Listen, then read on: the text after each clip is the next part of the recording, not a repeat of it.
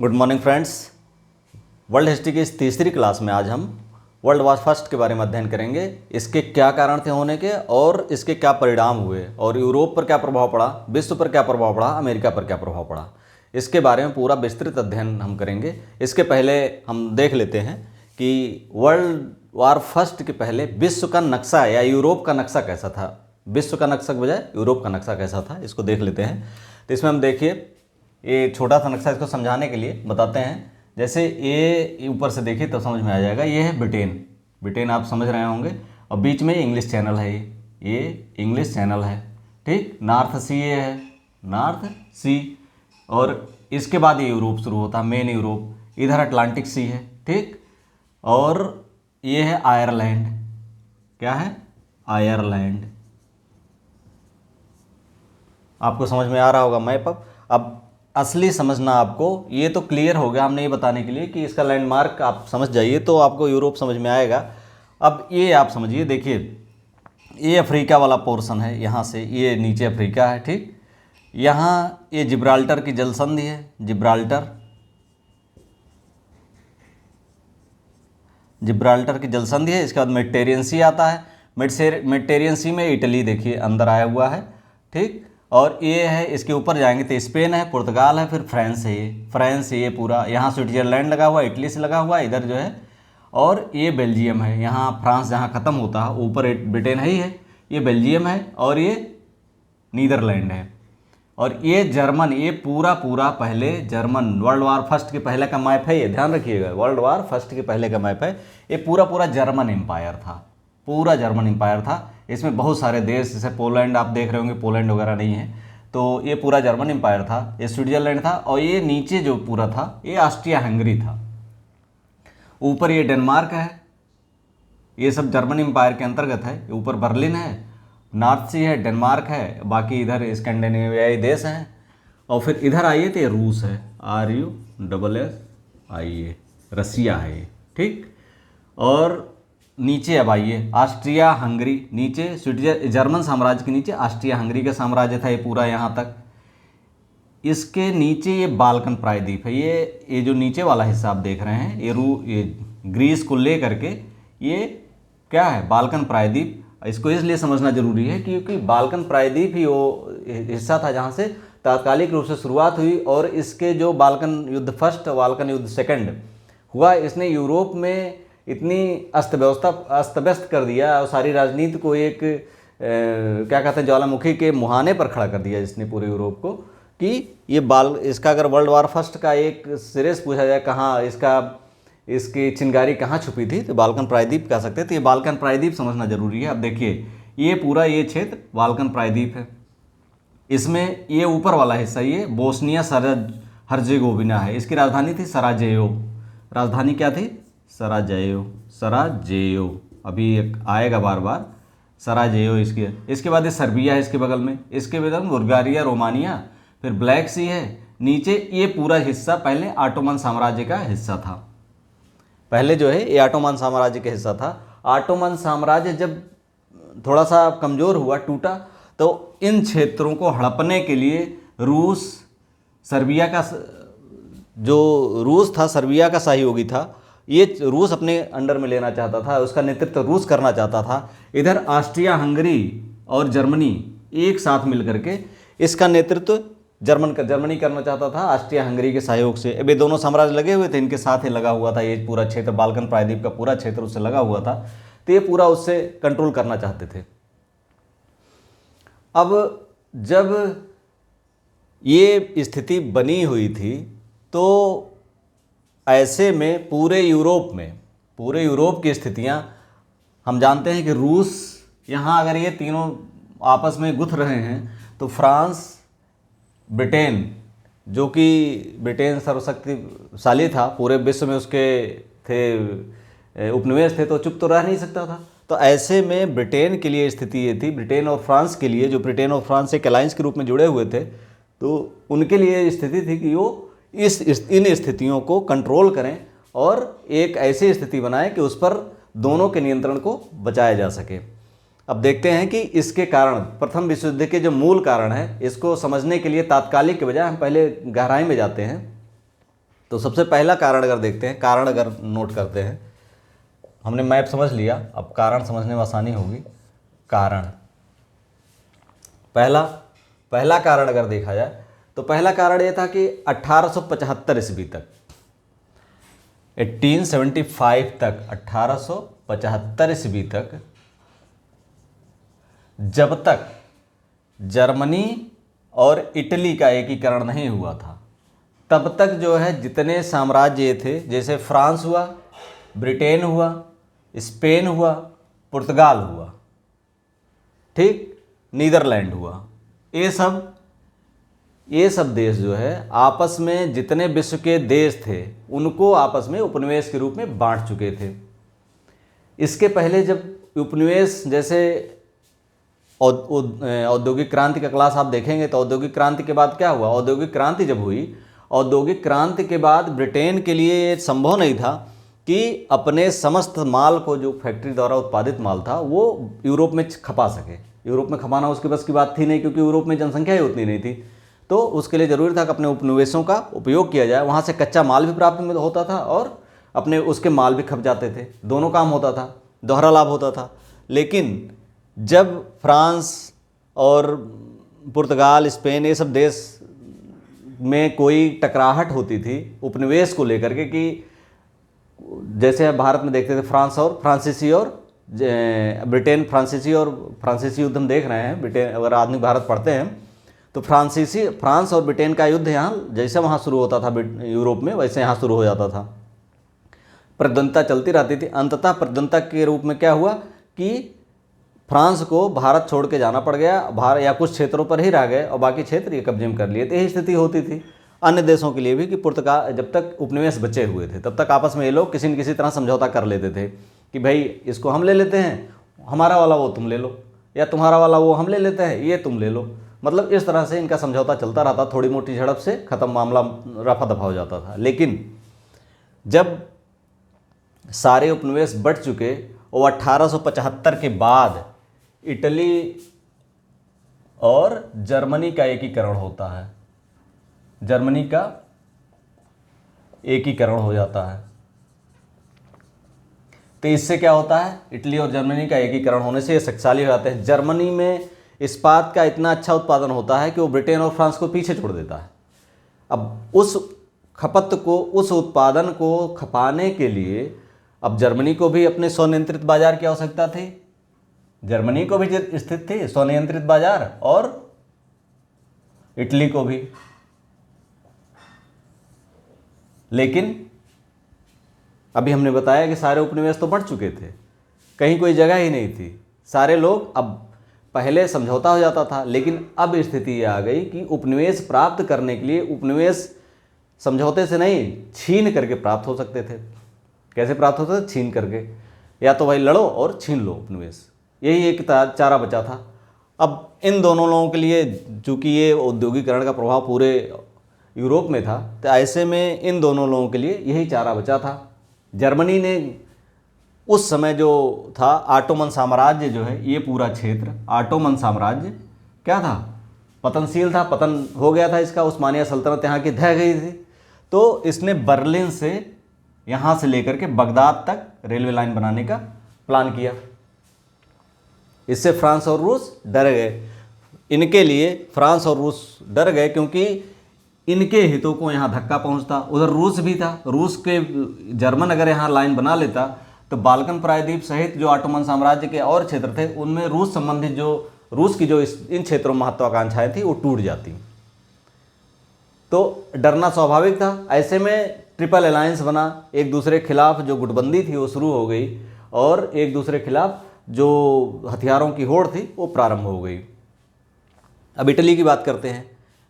Italy जो था उसने अफ्रीका पर नज़रें, त्रिपोली पर नज़रें गड़ाए हुए था, उसके बाद सोमालिया पर कब्जा कर चुका था, मोरक्को को शामिल करना, मोरक्को को फ्रांस शामिल करना चाहता था। तो इस तरह से तमाम सारे क्षेत्र जो यहाँ के थे, अफ्रीका के क्षेत्र थे, इनके चूँकि इटली से करीब थे तो इटली उन पर नियंत्रित करके अपने क्षेत्र का, अपने उपनिवेशों का विस्तार करना चाहता था।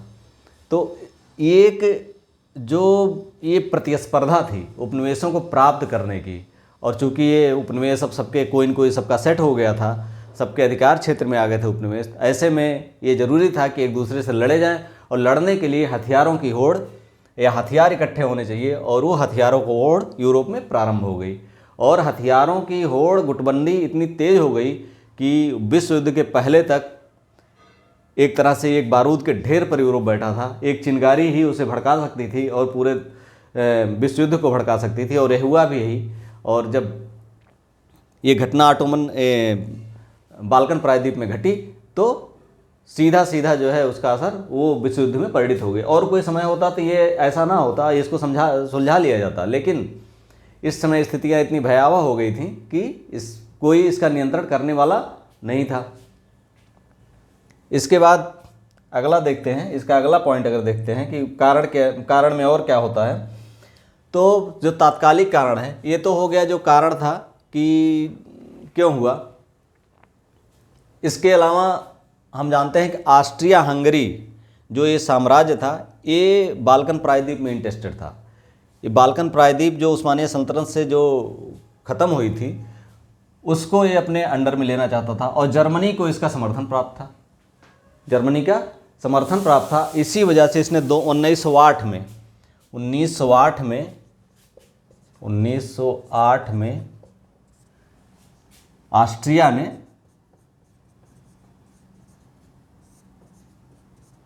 यहाँ पर कब्जा कर लिया, बोस्निया हर्जेगोविना पर कब्जा कर लिया। इन क्षेत्र पर ये इसके क्षेत्र में आ गए, बोस्निया हर्जेगोविना को कब्जा कर लिया 1908 में, बोस्निया हर्जेगोविना पर कब्जा कर लिया। ठीक, अब इस पर कब्जा करने से ये हुआ कि रूस से इससे संबंधित जो था वो महत्वाकांक्षा थी, बाल्कन प्रायद्वीप संबंधित जो महत्वाकांक्षा थी उससे उसको झटका लगा। ये इसने युद्ध की घोषणा कर दी, लेकिन ऑस्ट्रिया के समर्थन में जर्मनी आ गया। और जब रूस ने यहाँ से आक्रमण की घोषणा की ऑस्ट्रिया के खिलाफ, तो समर्थन में जर्मनी आया, तो रूस को पीछे हटना पड़ा। लेकिन तिलमिलाएगा तो ही है, तिलमिला के रह गया। 1908 की यह घटना है। तो उसने प्रत्यक्ष युद्ध के बजाय अप्रत्यक्ष युद्ध चलाया इन क्षेत्रों में, ऑस्ट्रिया जर्मनी के कुछ क्षेत्रों में, ऑस्ट्रिया हंगरी कुछ क्षेत्रों में, इन क्षेत्रों में ये स्लाव बहुल क्षेत्र हैं जिनको रूस अपना मानता था। तो उसने सर्वस्लाव आंदोलन को बढ़ावा दिया, और सर्बिया भी बोस्निया हर्जेगोविना पर कब्जा करना चाहता था। तो रूस उसके साथ सर्बिया ने इस सर्वस्लाव आंदोलन को नेतृत्व किया। सर्बिया ने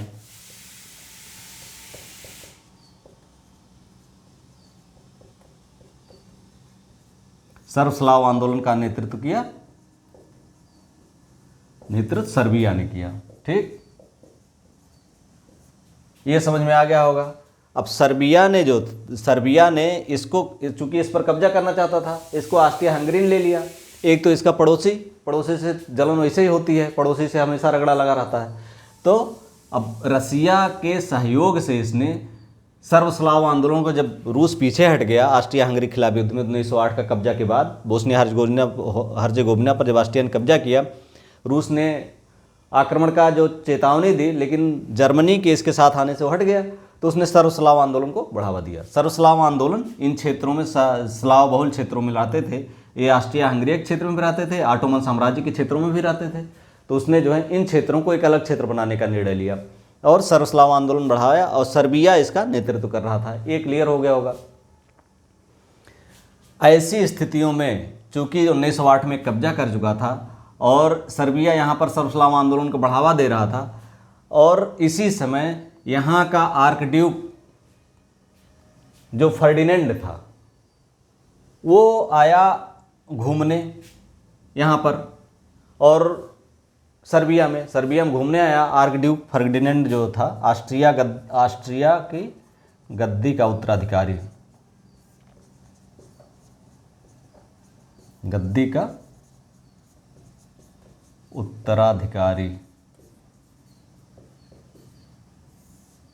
फ्रांसिस फर्डिनेंड, आर्क ड्यूक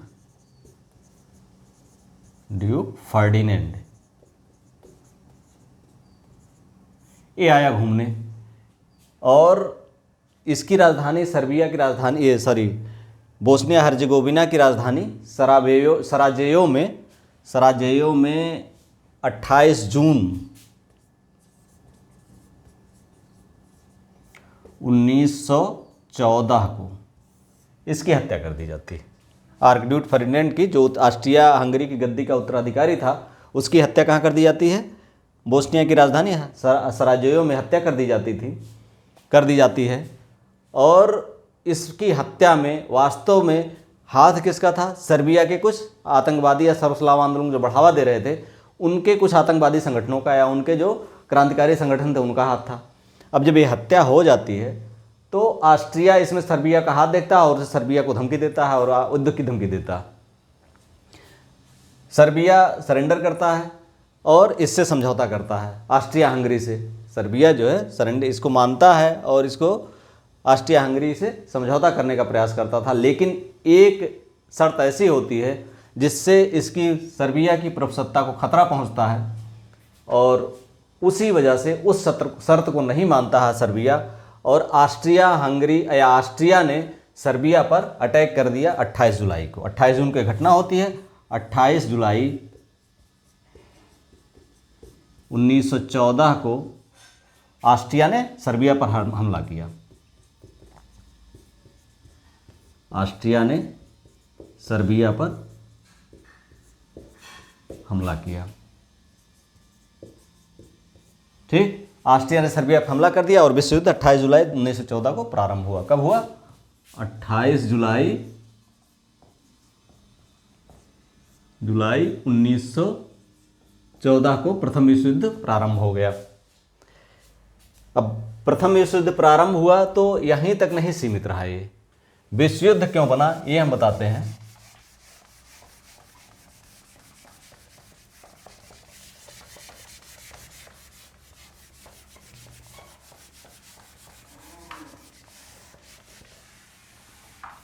विश्व युद्ध बनने का मूल कारण था, सर्बिया को किसका समर्थन प्राप्त था? अभी हमने बताया रूस का। और ऑस्ट्रिया हंगरी को किसका समर्थन प्राप्त था? ऑस्ट्रिया हंगरी को किसका समर्थन प्राप्त था? यह स्पष्ट है, जर्मनी का। अब सीधा होता है कि जब 28 जुलाई को हमला होता है तो दोनों एक्टिव होते हैं। कौन कौन? रूस और जर्मनी दोनों एक्टिव होते हैं। ऑस्ट्रिया तो करता है सर्बिया पर हमला, लेकिन रूस और जर्मनी दोनों एक्टिव होते हैं, और दोनों के पक्ष सीधे सीधे यूरोप के जो भी लोग हैं वो जर्मन के खिलाफ जितने थे एकजुट होते हैं, और रूस के साथ जितने थे वो एकजुट होते हैं। और इसी एकजुटता में पहले होता है 1 अगस्त को जर्मनी ने रूस पर आक्रमण कर दिया।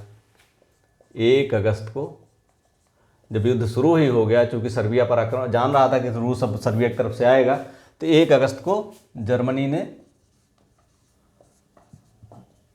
रूस पर आक्रमण किया। ठीक, फिर 3 अगस्त को फ्रांस पर आक्रमण किया। 1 अगस्त को रूस पर, 3 अगस्त को फ्रांस पर आक्रमण किया। फिर 8 अगस्त को ब्रिटेन शामिल हो गया इस युद्ध में। रूस की तरफ से या फ्रांस की तरफ से ब्रिटेन युद्ध में शामिल हुआ। ठीक, इसके बाद आगे यही युद्ध रुकता नहीं है, आगे युद्ध बढ़ता है। 6 अप्रैल को यूएसए शामिल होता है। 6 अप्रैल 1915 को यूएसए भी शामिल हो जाता है। मित्र राष्ट्रों के, जो यहाँ पर ध्यान देना है कि जो ब्रिटेन के साथ थे वो मित्र राष्ट्र कहलाए, और जो उसके साथ थे जर्मनी के साथ थे वो धुरी राष्ट्र कहलाए। तो यूएसए भी शामिल होता है। यूएसए क्यों शामिल होता है? इसके एक जहाज था ब्रिटेन का लूसितानिया,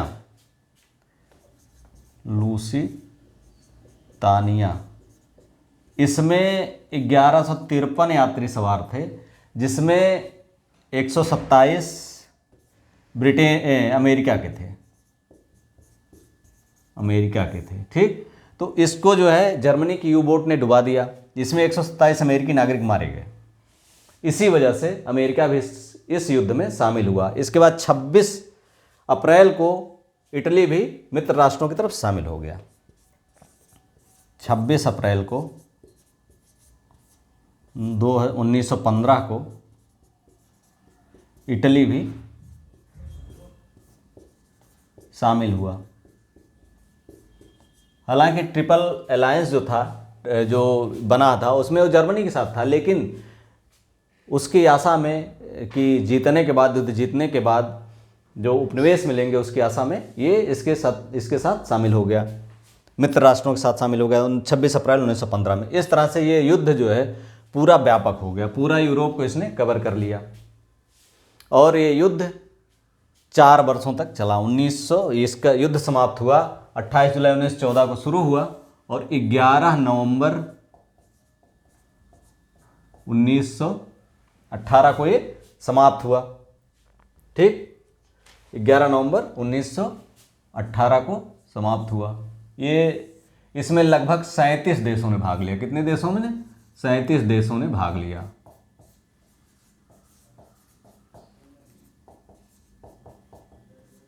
और इसमें जो संपत्ति नष्ट हुई 337 करोड़, इसमें जो संपत्ति नष्ट हुई वो 337 करोड़। विभिन्न राष्ट्रों ने जो मिल करके संपत्ति नष्ट की।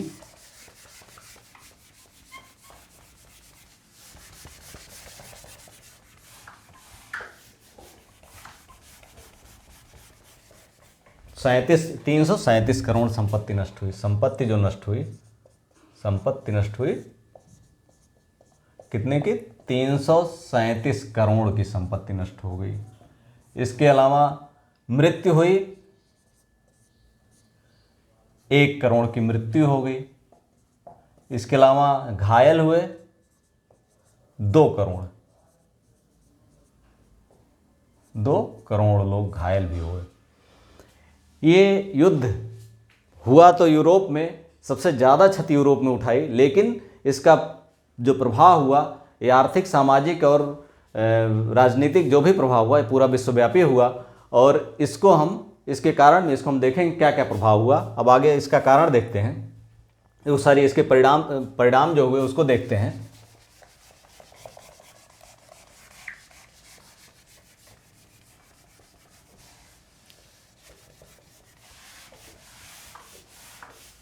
परिणाम में सबसे पहले देखते हैं आर्थिक परिणाम। आर्थिक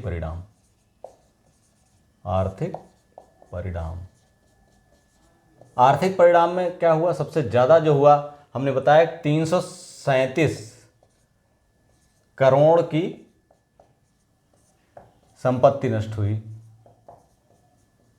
संपत्ति नष्ट हो गई। ठीक, 337 करोड़ की संपत्ति नष्ट हुई। दूसरा, विभिन्न देशों ने जो युद्ध के लिए जो संसाधन थे वो कहाँ से प्राप्त किए? अमेरिका से ऋण पत्रों के रूप में प्राप्त हुए।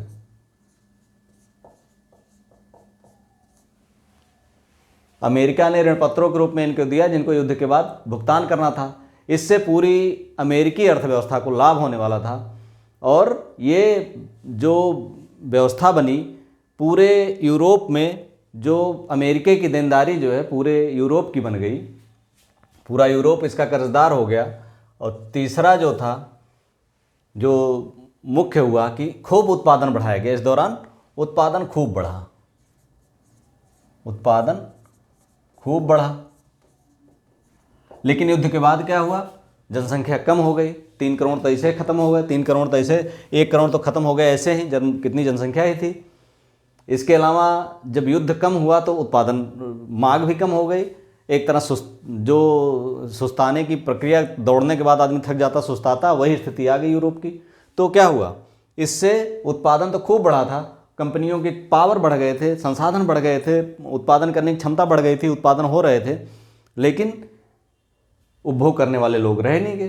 तो ऐसे में उत्पाद जो थे अनबिके रह गए और भयानक आर्थिक मंदी 1929 की आर्थिक मंदी आई, जो विश्वव्यापी थी। 1929 की आर्थिक मंदी आई और ये पूरी विश्वव्यापी थी।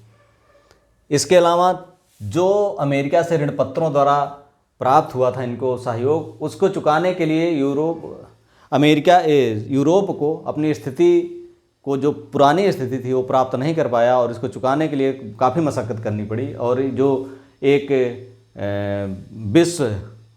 विश्व शक्ति के रूप में अमेरिका को उभरने की स्थिति थी, वो यहाँ पर प्रारंभ हो, ये शुरू हो गई। और अमेरिका जो था, ये वुडरो विल्सन उसमें राष्ट्रपति थे प्रथम विश्व युद्ध के समय में, और जब वारसा या पेरिस की संधियों का निर्धारण हुआ तो उसमें उनकी उपस्थिति ने यह बताया कि अब विश्व की राजनीति का निर्धारण कौन करेगा? अमेरिका करेगा। ये हो गए आर्थिक कारण। अब दूसरा देखते हैं सामाजिक कारण क्या हुए, सामाजिक परिणाम क्या हुए। दूसरा सामाजिक परिणाम,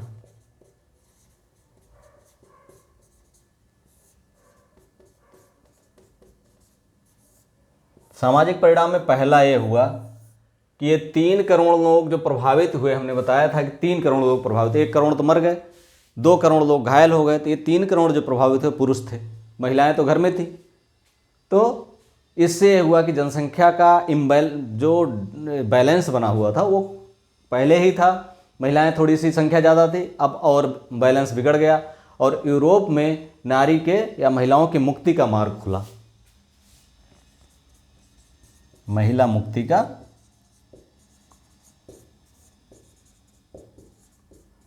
मार्ग खुल गया। ये बस कंडक्टर, ट्रेन ड्राइवर या जो भी काम पुरुष करते थे, हर जगह, हर उन जगहों पर इन लोगों ने ले लिया। इससे इनके अधिकारों को, अपने अधिकारों के लिए लड़ना इनको आ गया। और पहली बार विश्व युद्ध के जस्ट बाद ब्रिटेन को महिलाओं को मताधिकार का अधिकार देना पड़ा। और ये स्थितियाँ यूरोप में जो बनी, वो उन्मुक्तता की स्थिति और नारी मुक्ति या महिला मुक्ति का जो मार्ग प्रशस्त हुआ आज तक कायम है। और जो यूरोप की स्थिति है अन्य जगहों पर वो अभी नहीं प्राप्त हो पाई है, क्योंकि विश्व युद्ध का सबसे ज़्यादा प्रभाव वहीं पड़ा था।